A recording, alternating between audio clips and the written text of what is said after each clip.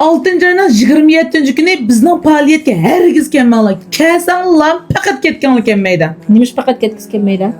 Nemish ketgisi kelmaydi? Men 500 kishilik alayda sovg'atlikda yaqildim. Mush kelgan tuqqanlarimning hech qaysining har bir qadami hergiz zayo ketmaydi.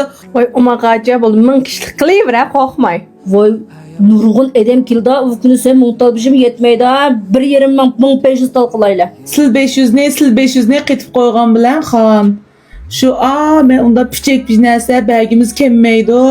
Bir aş kelgan tuqqanli bir xo'shog'idek, bir yeshil guarishlikda ejib bir sovg'atlik beribdi deb bir jurki bir xo'shog'idek bundan nas berman datma. Ko'tarib mangsi bir qo'liga chiqqidek, bir yo'l ketib qaylab hujuma qizil bir ayol kishtirib ejib qilalib digidek bir nas beramiz. Qalafqam, aniq maqsadda berdigidan zad nim bermas.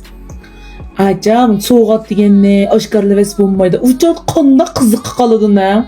Bunda jinshi vermemdik deyman ma uruq tuqqanlığa.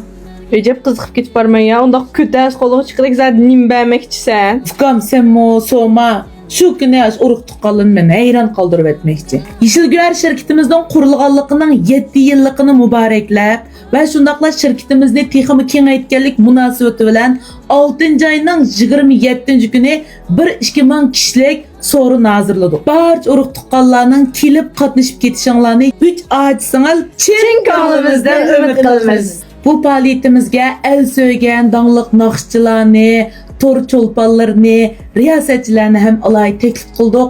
Shunga mush faoliyatga kelgan har biringlar mush faoliyatdan huzurlanib, ko'nglinglar xushal bo'lib, kelgan qadaminglarga rozi bo'lib, anandan keyin qaytisizlar. Bizni qo'llab kelayotgan ko'ning xaridorlarimizning alohida talbiga asosan nihoyat esil bo'lgan chek tortish faoliyatini ham o'rlashtirdik.